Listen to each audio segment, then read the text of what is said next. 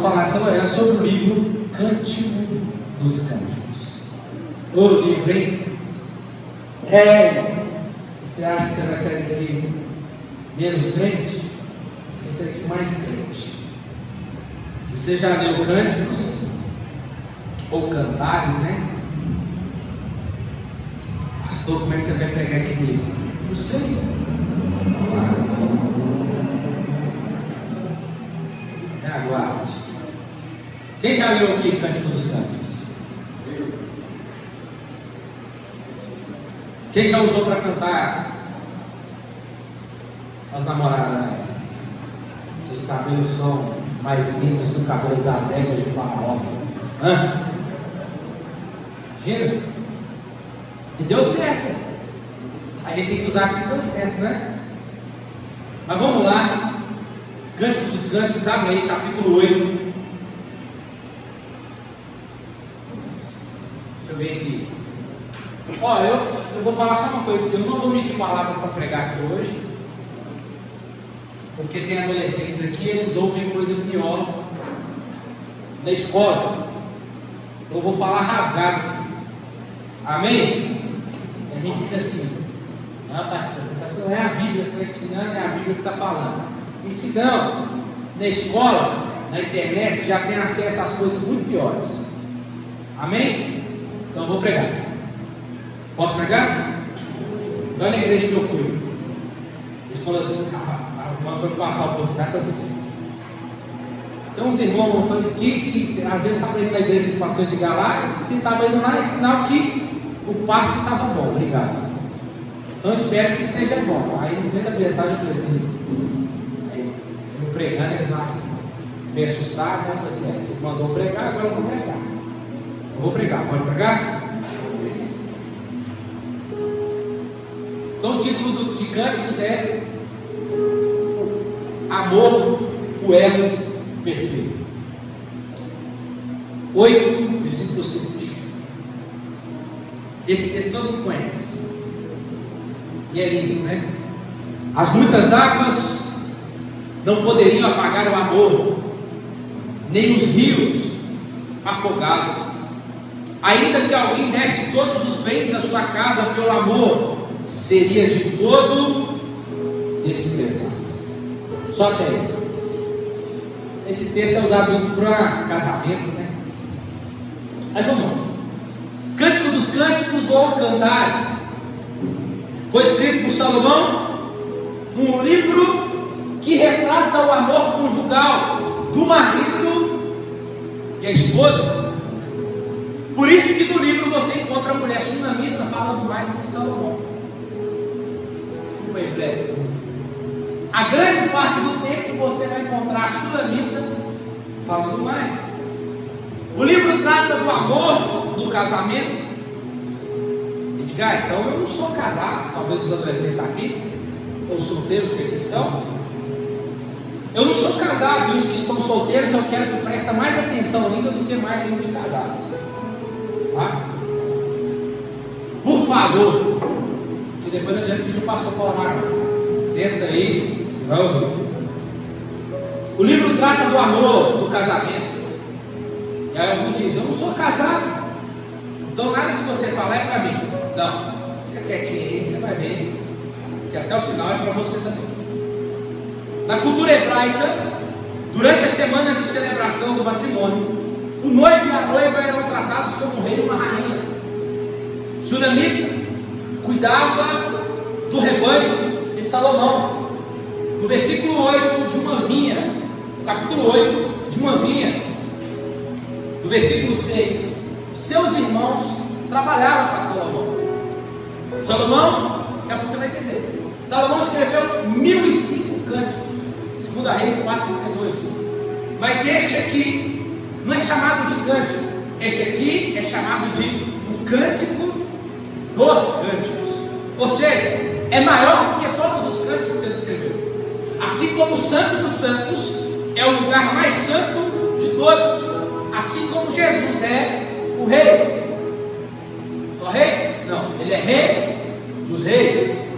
É o Rei mais exaltado de todos. Então, o Cântico dos Cânticos é o mais excelente de todos os cânticos. E o tema do livro é o amor, que é a maior de todas as virtudes, conforme diz Paulo em 1 Coríntios 13.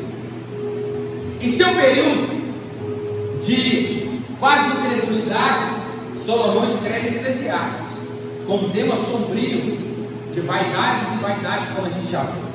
Porém, nos dias da sua juventude, antes de se ver enredado pelos deuses das mulheres que ele adquiriu, as deusas com suas esposas pagãs, Salomão compreendeu as alegrias e virtudes do amor conjugal e escreveu este livro tão belo.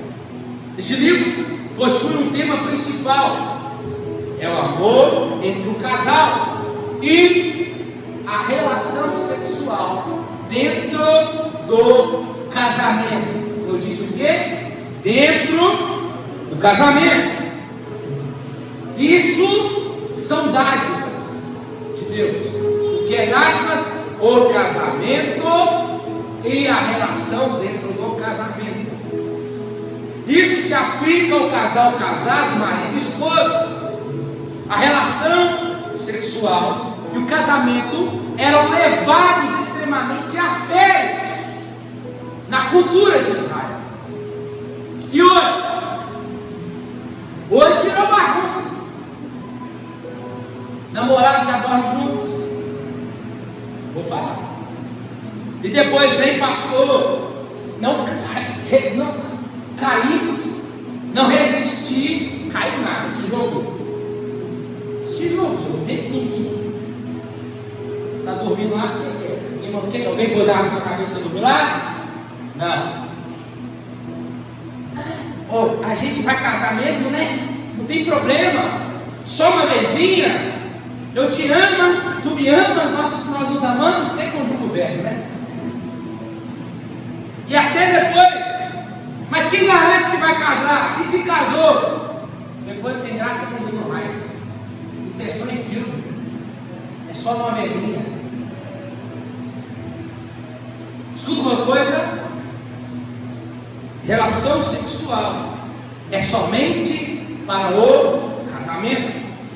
Se passou disso, é pecado. Então, se você faz isso, deu ruim. E não diz que não foi caso pensado. Foi, tramou, organizou, mas pastor, eu só fui lá. Não era para nem estar lá. Escuta, relação sexual fora do casamento é pecado. É pecado também não ter um casamento. Também é pecado. Então vigia. Se for para amar, demonstra. Só que esse amor aqui que eu estou pregando aqui nessa manhã é o amor do cônjuge, casado.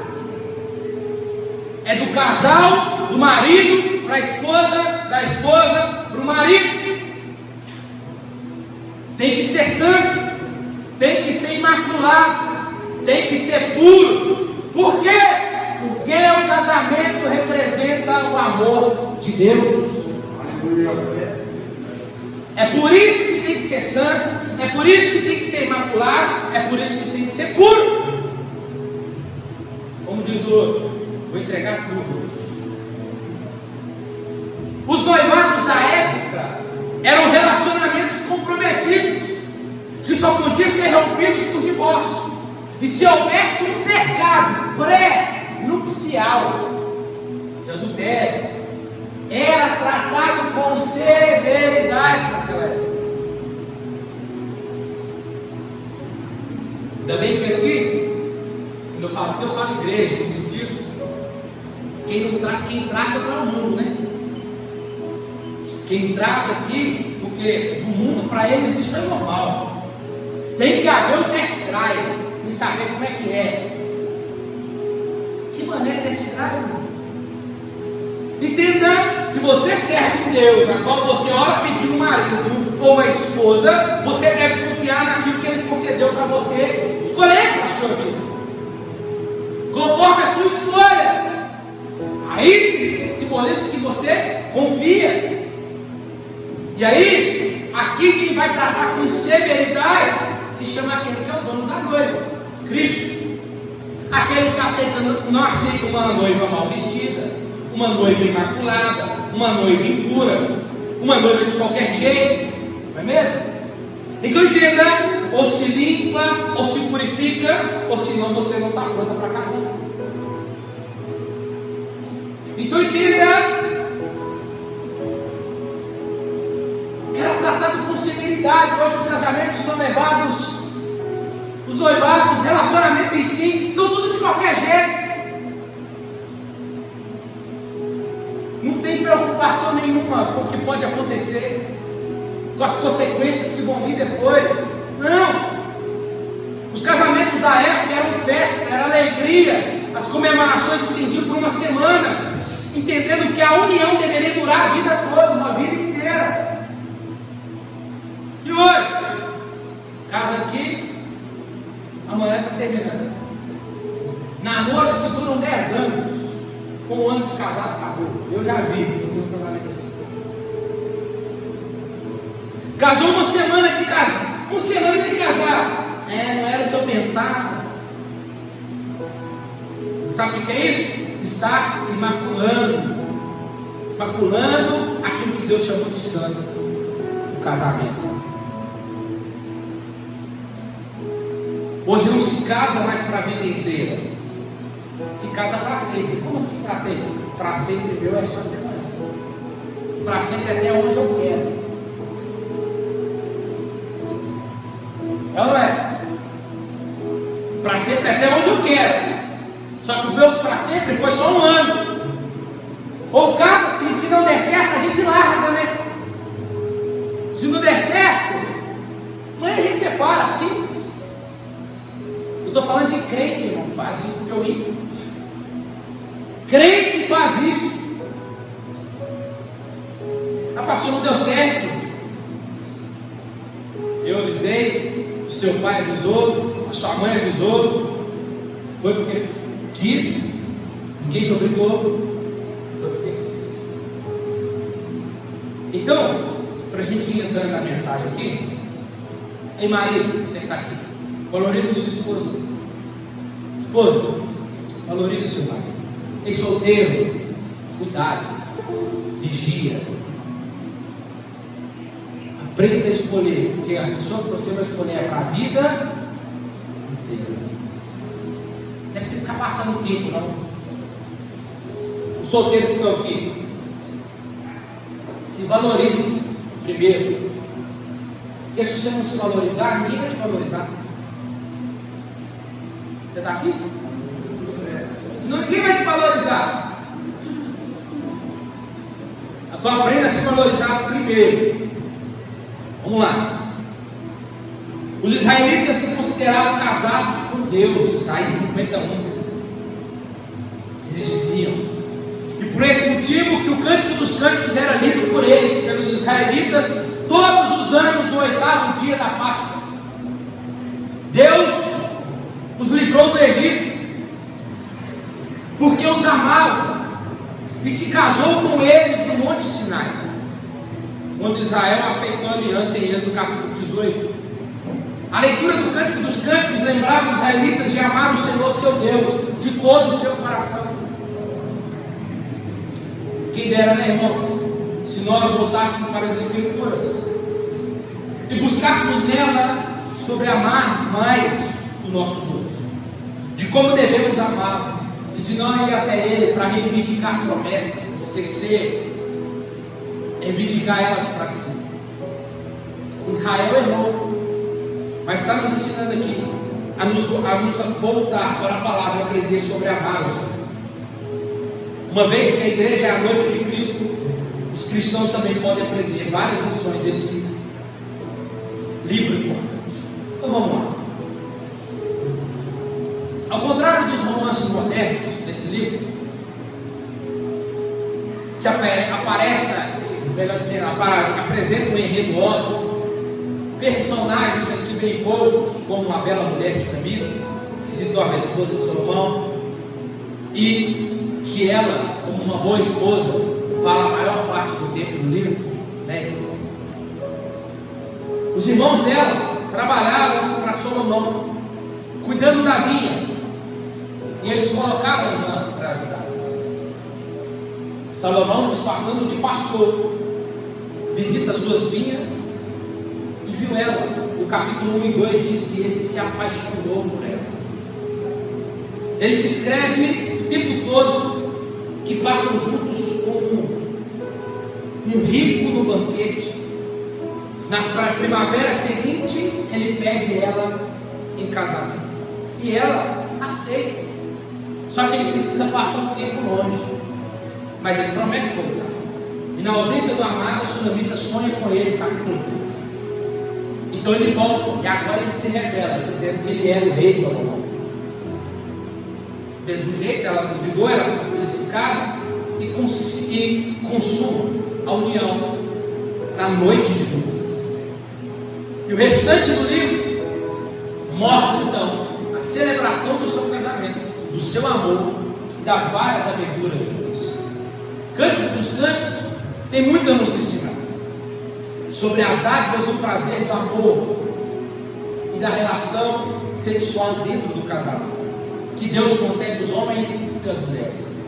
Também apresenta os padrões determinados por Deus para o casamento, ilustrando os privilégios maravilhosos e as responsabilidades sérias que o marido e a esposa têm para com Deus e um para com o outro. Paulo fala em 1 Coríntios 7,15 que Deus nos chamou, os casais, Deus chamou para viverem em paz. Efésios 5,22, esposas, cada uma de vocês se sujeita ao seu próprio marido, como ao Senhor, porque o marido é o cabeça da esposa, como também Cristo é o cabeça da igreja, sendo ele o próprio salvador do corpo. Os maridos, amem a esposa, assim como Cristo amou a igreja e se entregou por ela. 1 Pedro, igualmente vocês esposas estejam sujeitas cada um ao seu próprio marido, para que ele ainda não obedeça a palavra, seja ganho sem palavra alguma, por meio da conduta da sua esposa, ao observar o comportamento honesto e cheio de temor que vocês têm, que a beleza de vocês não seja exterior, como trança dos cabelos, joias e ouro, vestidos finos, mas que ela esteja no seu interior, uma beleza permanente de um espírito manso e tranquilo, que é de grande valor diante de Deus, pois foi assim também no passado.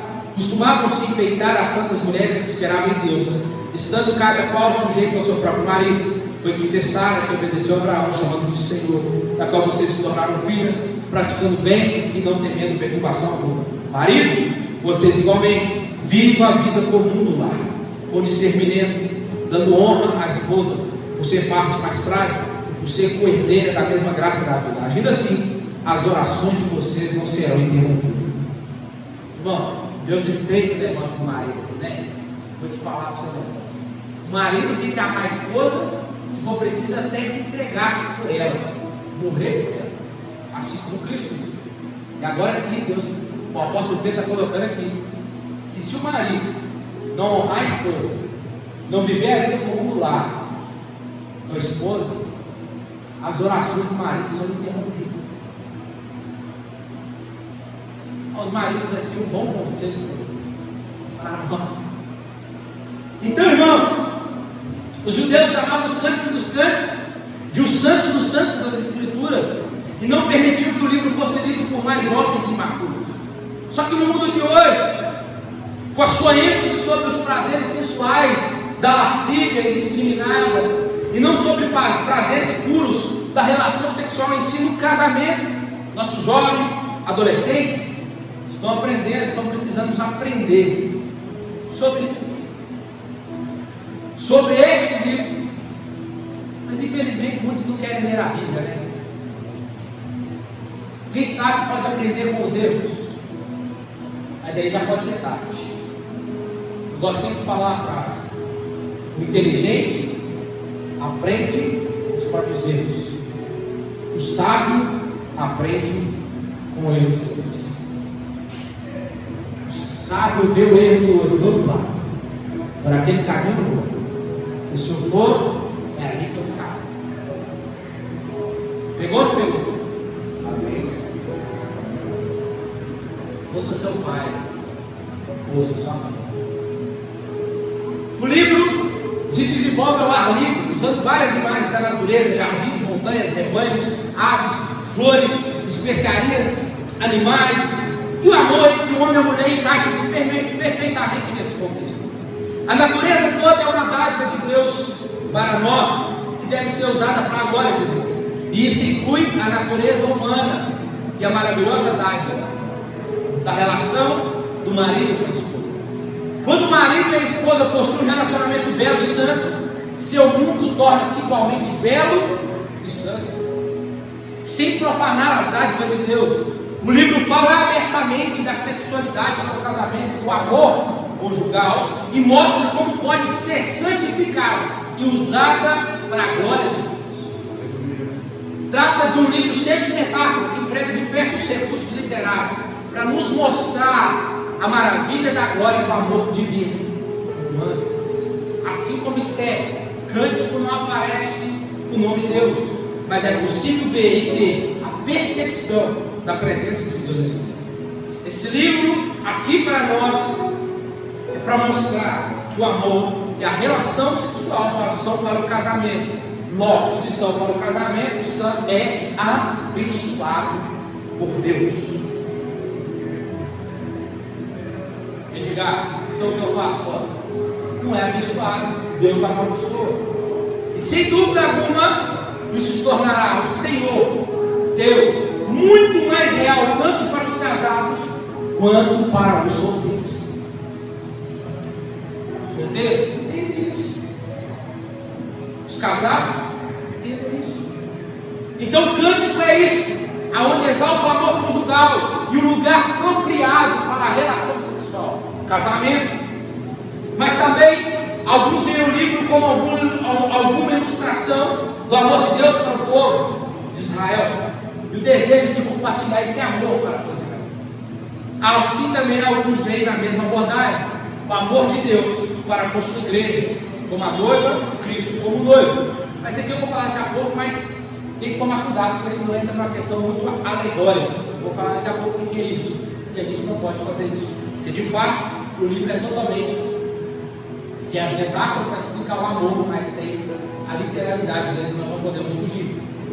O Espírito deseja nos conduzir a uma comunhão mais profunda com o Pai e Filho, e ao conversarmos com o Senhor através da sua palavra, obtendo a sua vontade.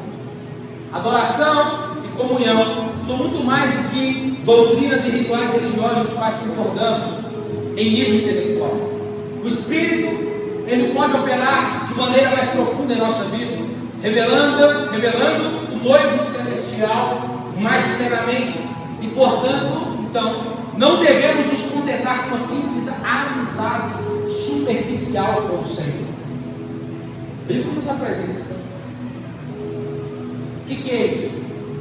Assim como o relação sexual é para o casamento, então ambos requerem o que?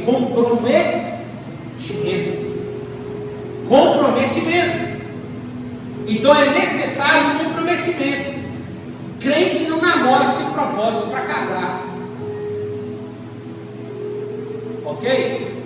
E nem fica ali e fica colado. Não existe isso não. Ficar na Bíblia, conforme o apóstolo Paulo diz, é se prostituir para o mundo. Ficar na Bíblia significa fornicação. E aí Paulo vai dizer que ficarão de fora os fornicadores. É isso que a Bíblia diz. Não é a Bíblia. Então crente não namora sem propósito para casar. Então cheio de crente namorando para enrolar. E aqui falando para os homens, os solteiros homens estão aqui, é Tim, Jorge, vou citar nome mesmo. Gabriel está crescendo. Escuta uma coisa. E as meninas aprendem também, né? Deixa de ser bobo. Aí atrasa a vida da moça, aí fica tendo uma relação superficial, quer compromisso, mas quer os benefícios do compromisso. Bonito ser, né? Não existe isso.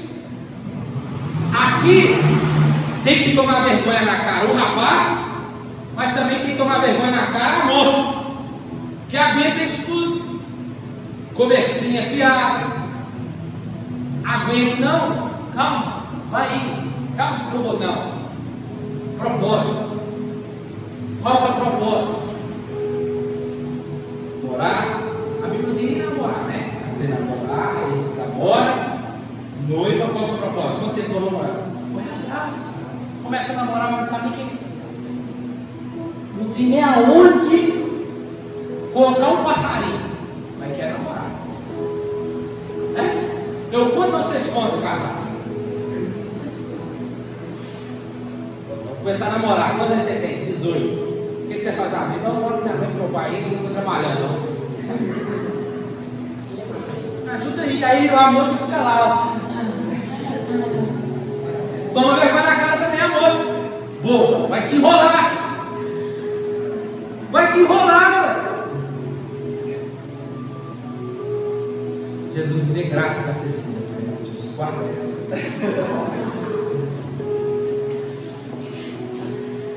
Irmãos, os solteiros é isso. Assim também os maridos. E as esposas. Como é que é o casamento? Tem que ter comprometimento com os papéis, respeito, responsabilidade mútua. Pois o casamento é um peso a mais, é igual a graça, é um nível a mais. Reflete a glória de Cristo. É voltar para os papéis. Crente não foi feito para ficar se comparando com o casal do mundo, ou querendo as coisas daquele casal do mundo, com ímpio. Casal de crente foi feito para seguir o padrão de Cristo, irmãos. Marido ame a Cristo como ele amou a igreja. Esposa, seja auxiliadora, submissa ao seu marido, assim como a igreja é a Cristo. Você está aqui? Então chega de relacionamento sem compromisso, superficial com o seu cônjuge, e os dos solteiros da mesma forma. Porque isso reflete o seu relacionamento com o Senhor. E também não reconhece, né? O seu relacionamento conjugal está bom, sendo com Deus, você nem tem mais relacionamento. Não existe isso, é incoerente.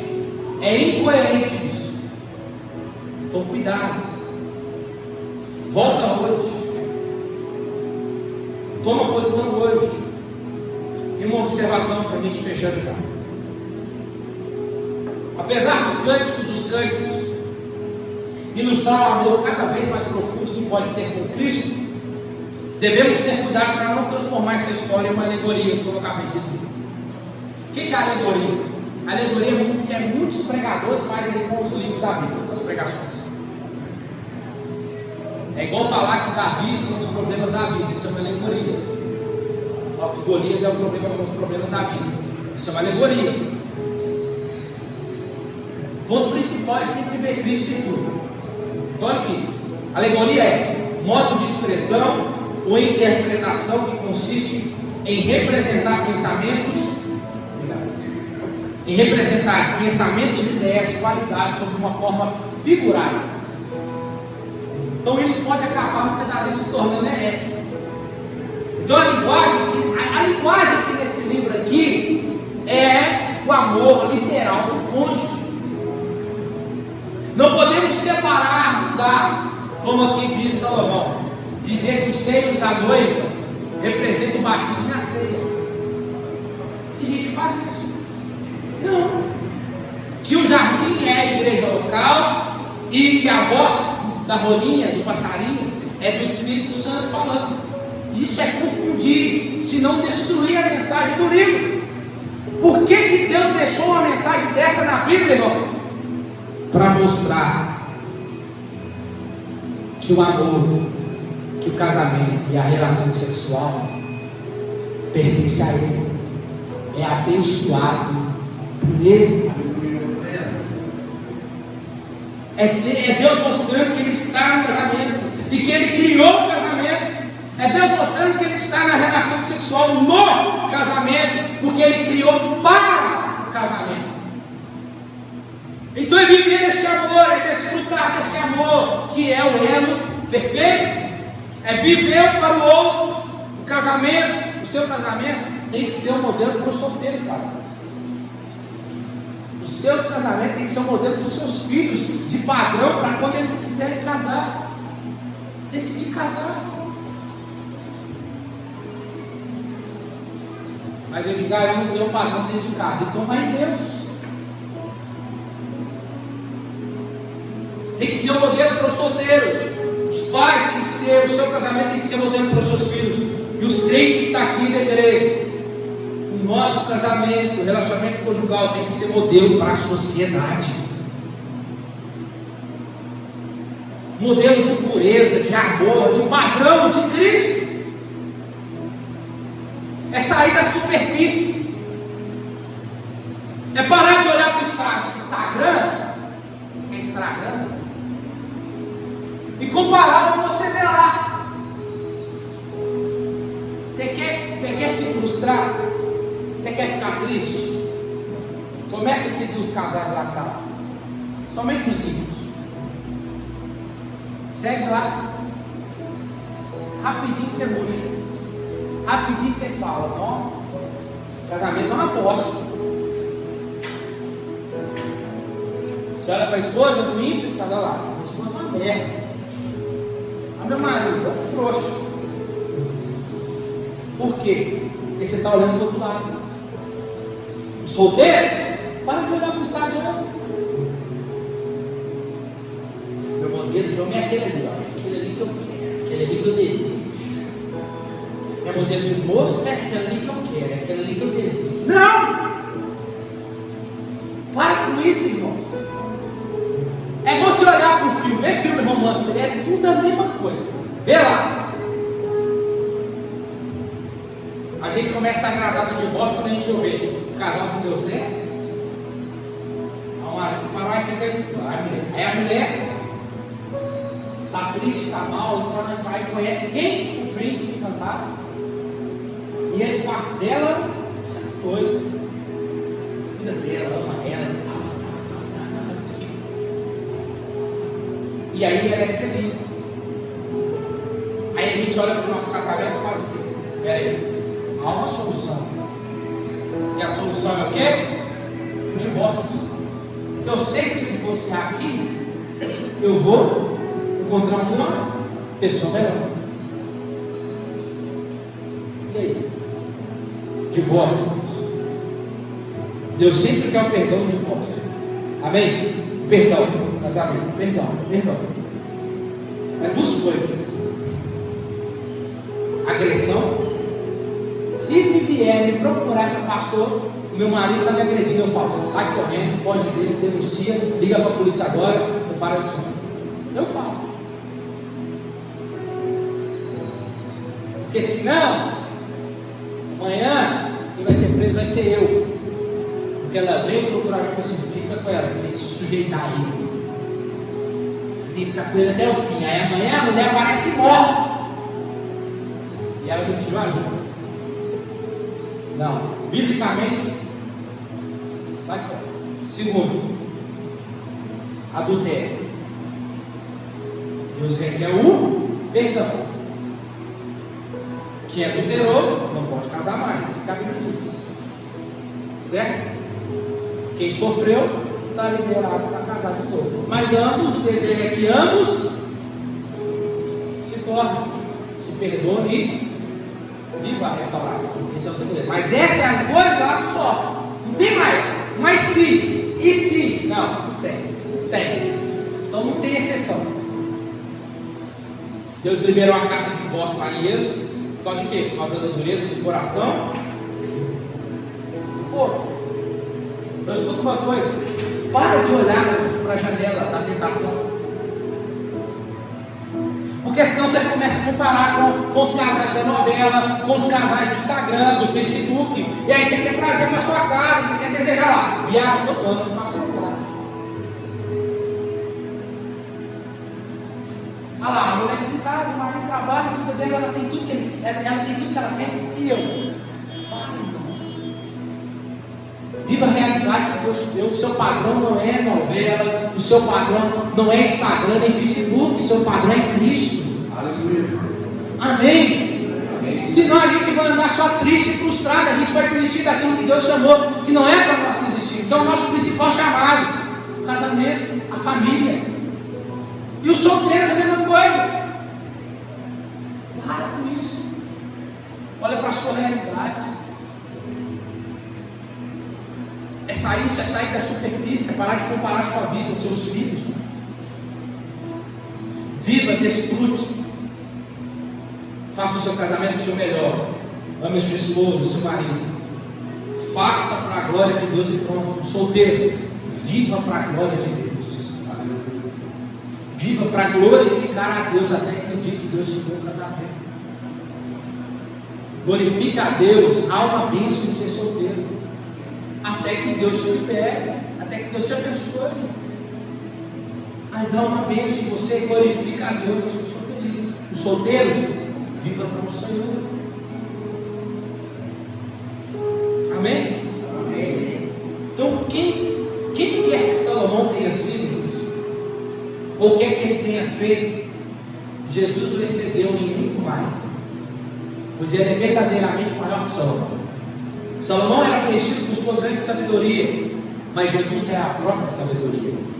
Salomão também era conhecido por sua grande riqueza, mas em Jesus há insondáveis riquezas. Salomão desobedeceu a Deus e se casou com muitas mulheres, mas Jesus obedeceu o Pai e morreu na cruz para que tivesse uma noiva imaculada, limpa, pura para toda a eternidade. O relacionamento descrito por Salomão e a Sulamita retrata também, e não, também, o principal amor entre Cristo, igreja, sua noiva. E quando Jesus voltar e levar a noiva, essa noiva se tornará a esposa. Salomão construiu um templo que acabou sendo destruído, mas Jesus está edificando o seu templo. Quem? A igreja, e ela o glorificará para sempre. Vocês entenderam isso? Amém. Efésios 2:20. Edificado sobre o fundamento dos apóstolos e profetas, e pelo mesmo Cristo Jesus, a pedra angular. Dele, todo edifício bem ajustado cresce para ser um santuário dedicado ao Senhor. Dele também, vocês estão sendo edificados junto com os outros para serem morada de Deus.